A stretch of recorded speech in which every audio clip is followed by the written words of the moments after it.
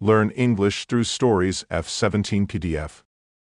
Adapted and modified by Kulwant Singh Sandhu. Contents 1. The School Among the Pines Part 2. 2. Goa.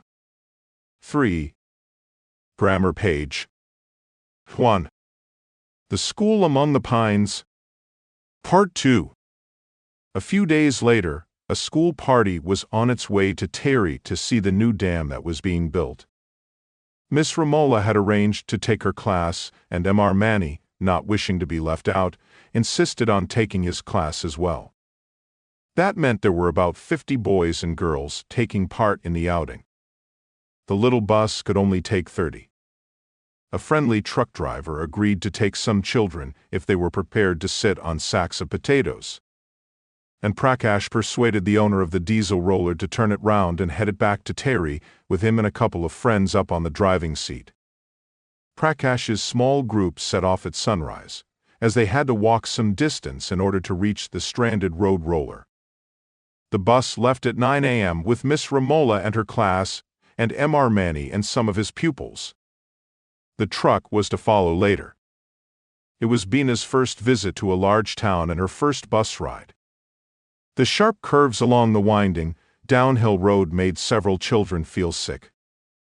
The bus driver seemed to be in a tearing hurry. He took them along at rollicking speed, which made Bina feel quite giddy. She rested her head on her arms and refused to look out of the window.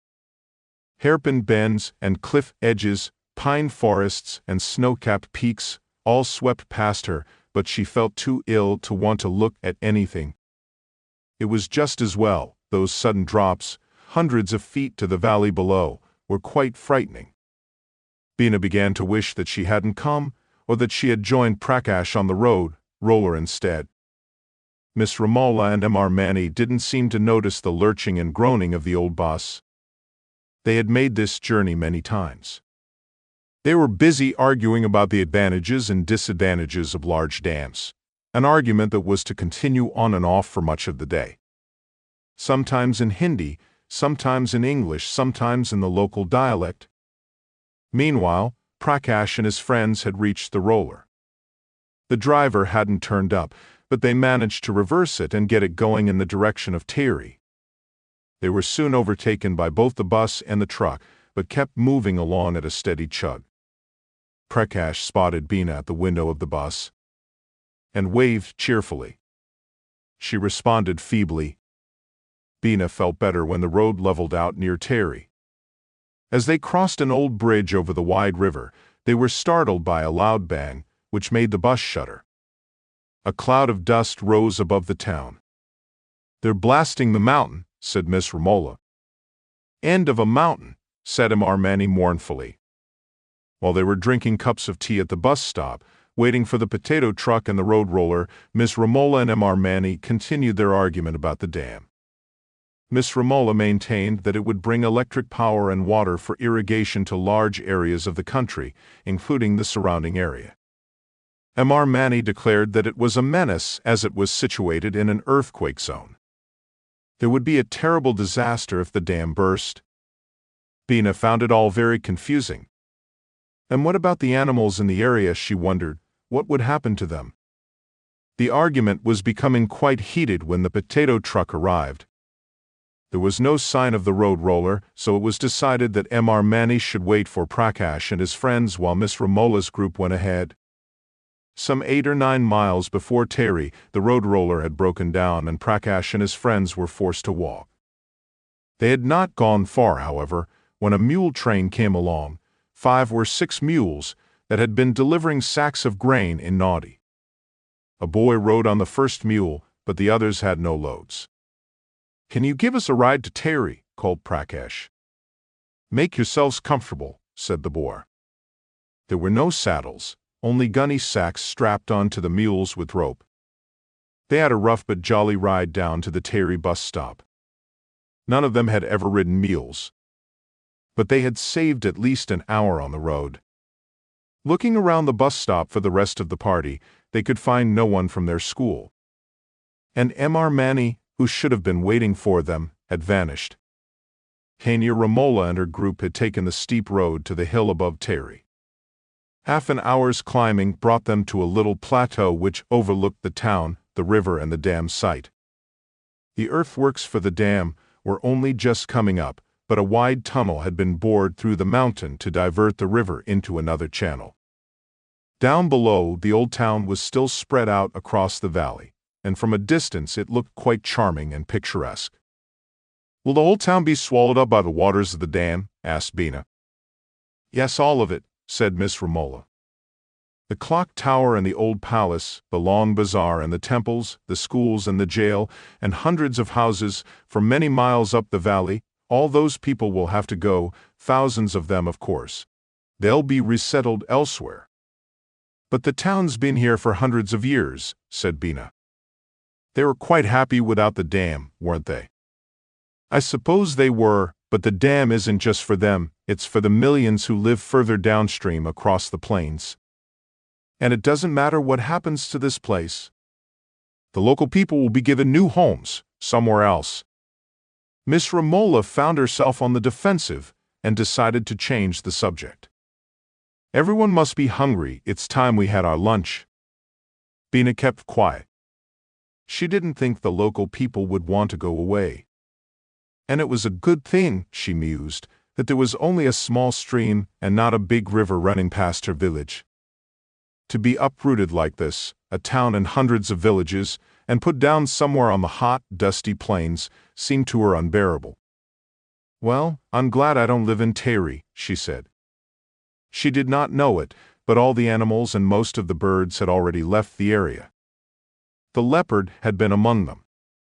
They walked through the colorful, crowded bazaar, where fruit sellers did business beside silversmiths, and pavement vendors sold everything from umbrellas to glass bangles. Sparrows attacked sacks of grain, monkeys made off with bananas, and stray cows and dogs rummaged in refuse bins, but nobody took any notice. Music blared from radios. Buses blew their horns. Sanu bought a whistle to add to the general din, but Miss Romola told him to put it away. Bina had kept 10 rupees aside, and now she used it to buy a cotton headscarf for her mother. As they were about to enter a small restaurant for a meal, they were joined by Prakash and his companions. But of Mr. Mani there was still no sign. "He must have met one of his relatives," said Prakash. "He has relatives everywhere." After a simple meal of rice and lentils, they walked the length of the bazaar without seeing Mr. Mani.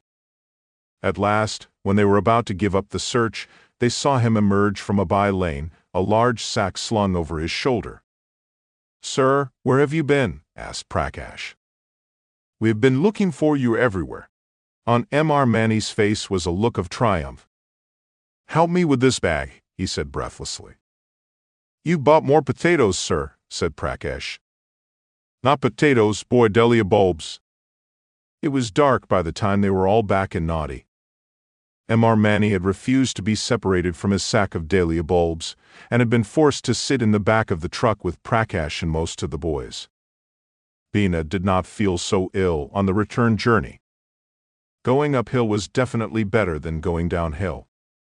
But by the time the bus reached Noddy, it was too late for most of the children to walk back to the more distant villages. The boys were put up in different homes, while the girls were given beds in the school veranda. The night was warm and still. Large moths fluttered around the single bulb that lit the veranda. Counting moths, Sanu soon fell asleep. But Bina stayed awake for some time, listening to the sounds of the night. A nightjar went tonk-tonk in the bushes, and somewhere in the forest an owl hooted softly. The sharp call of a barking deer traveled up the valley from the direction of the stream. Jackals kept howling. It seemed that there were more of them than ever before. Bina was not the only one to hear the barking deer. The leopard, stretched full length on a rocky ledge, heard it too. The leopard raised its head and then got up slowly. The deer was its natural prey. But there weren't many left, and that was why the leopard, robbed of its forest by the dam, had taken to attacking dogs and cattle near the villages. As the cry of the barking deer sounded nearer, the leopard left its lookout point and moved swiftly through the shadows towards the stream. In early June, the hills were dry and dusty, and forest fires broke out, destroying shrubs and trees, killing birds and small animals. The resin in the pines made these trees burn more fiercely, and the wind would take sparks from the trees and carry them into the dry grass and leaves, so that new fires would spring up before the old ones had died out. Fortunately, Bina's village was not in the pine belt. The fires did not reach it. But Nadi was surrounded by a fire that raged for 3 days, and the children had to stay away from school. And then, towards the end of June, the monsoon rains arrived, and there was an end to forest fires. The monsoon lasts 3 months, and the lower Himalayas would be drenched in rain, mist and cloud for the next 3 months. The first rain arrived while Bina, Prakash and Sanu were returning home from school. Those first few drops on the dusty path made them cry out with excitement. Then the rain grew heavier, and a wonderful aroma rose from the earth. "The best smell in the world," exclaimed Bina. Everything suddenly came to life. The grass, the crops, the trees, the birds. Even the leaves of the trees glistened and looked new. At first wet weekend, Bina and Sanu helped their mother plant beans, maize and cucumbers. Sometimes, when the rain was very heavy, they had to run indoors. Otherwise they worked in the rain, the soft mud clinging to their bare legs. Prakash now owned a black dog with one ear up and one ear down. The dog ran around getting in everyone's way, barking at cows, goats, hens and humans, without frightening any of them. Prakash said it was a very clever dog, but no one else seemed to think so. Prakash also said it would protect the village from the leopard, but others said the dog would be the first to be taken. He'd run straight into the jaws of Mr. Spots. In Nadi, Tania Ramola was trying to find a dry spot in the quarters she'd been given. It was an old building, and the roof was leaking in several places. Mugs and buckets were scattered about the floor in order to catch the drip. Imam Mani had dug up all his potatoes and presented them to the friends and neighbors who had given him lunches and dinners. He was having the time of his life, planting dahlia bulbs all over his garden. "I'll have a field of many-colored dahlias," he announced. "Just wait till the end of August." "Watch out for those porcupines," warned his sister. "They eat dahlia bulbs too." Imam Mani made an inspection tour of his moat, no longer in flood, and found everything in good order. Prakash had done his job well. Now, when the children crossed the stream, they found that the water level had risen by about a foot. Small cascades had turned into waterfalls. Ferns had sprung up on the banks. Frogs chanted. Prakash and his dog dashed across the stream. Bina and Sanu followed more cautiously. The current was much stronger now, and the water was almost up to their knees. Once they had crossed the stream, they hurried along the path, anxious not to be caught in a sudden downpour. By the time they reached school, each of them had 2 or 3 leeches clinging to their legs. They had to use salt to remove them. The leeches were the most troublesome part of the rainy season. Even the leopard did not like them. It could not lie in the long grass without getting leeches on its paws and face. One day, when Bina, Prakash and Sanu were about to cross the stream, they heard a low rumble, which grew louder every second. Looking up at the opposite hill, they saw several trees shudder, tilt outwards and begin to fall. Earth and rocks bulged out from the mountain, then came crashing down into the ravine. "Landslide!" shouted Sanu.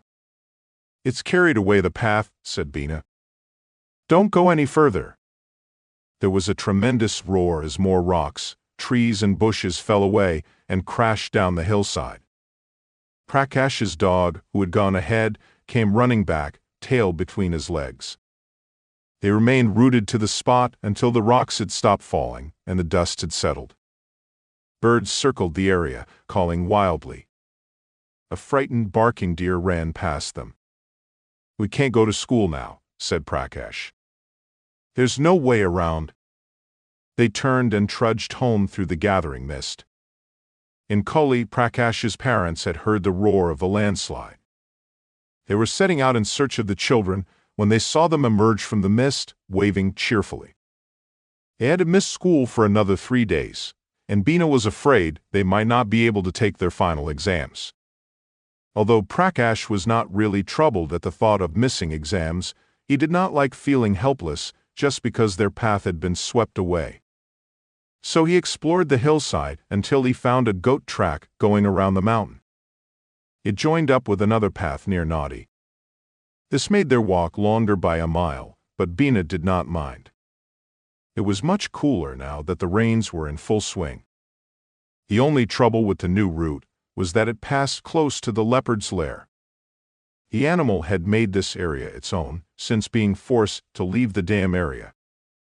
One day, Prakash's dog ran ahead of them, barking furiously.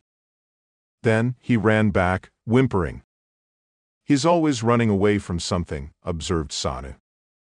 But a minute later, he understood the reason for the dog's fear. They rounded a bend and Sanu saw the leopard standing in their way. They were struck dumb, too terrified to run. It was a strong, sinewy creature. A low growl rose from its throat. It seemed ready to spring. They stood perfectly still, afraid to move or say a word. And a leopard must have been equally surprised. It stared at them for a few seconds, then bounded across the path and into the oak forest. Sanu was shaking. Bina could hear her heart hammering. Prakash could only stammer. "Did you see the way he sprang? Wasn't he beautiful?" He forgot to look at his watch for the rest of the day. A few days later, Sanu stopped and pointed to a large outcrop of rock on the next hill. The leopard stood far above them, outlined against the sky. It looked strong, majestic. Standing beside it were 2 young cubs. "Look at those little ones," exclaimed Sanu. "So it's a female, not a male," said Prakash. "That's why she was killing so often," said Bina. "She had to feed her cubs too." They remained still for several minutes, gazing up at the leopard and her cubs. The leopard family took no notice of them. "She knows we are here," said Prakash, "but she doesn't care. She knows we won't harm them." "We are cubs too," said Sanu. "Yes," said Bina. "And there's still plenty of space for all of us. Even when the dam is ready, there will still be room for leopards and humans." The school exams were over. The rains were nearly over too. The landslide had been cleared, and Bina, Prakash, and Sanu were once again crossing the stream. There was a chill in the air, for it was the end of September. Prakash had learned to play the flute quite well, and he played on the way to school and then again on the way home. As a result, he did not look at his watch so often. One morning they found a small crowd in front of Mr. Mani's house. "What could have happened?" wondered Bina. "I hope he hasn't got lost again." "Maybe he's sick," said Sanu. "Maybe it's the porcupines," said Prakash. But it was none of these things. Mr. Mani's first dahlia was in bloom, and half the village had turned out to look at it. It was a huge red double dahlia, so heavy that it had to be supported with sticks. No one had ever seen such a magnificent flower. Mr. Mani was a happy man. And his mood only improved over the coming week as more and more dahlias flowered: crimson, yellow, purple, mauve, white, button dahlias, pompon dahlias, spotted dahlias, striped dahlias. Mr. Mani had them all. A dahlia even turned up on Tanya Ramola's desk. He got on quite well with her now, and another brightened up the headmaster's study. A week later, on their way home, it was almost the last day of the school term. Bina, Prakash, and Sanu talked about what they might do when they grew up. "I think I'll become a teacher," said Bina. "I'll teach children about animals and birds and trees and flowers." "Better than maths," said Prakash. "I'll be a pilot," said Sanu. "I want to fly a plane like Miss Ramola's." "Brother." "And what about you, Prakash?" asked Bina. Prakash just smiled and said, "Maybe I'll be a flute player," and he put the flute to his lips and played a sweet melody. "Well, the world needs flute players too," said Bina, as they fell into step beside him. The leopard had been stalking a barking deer.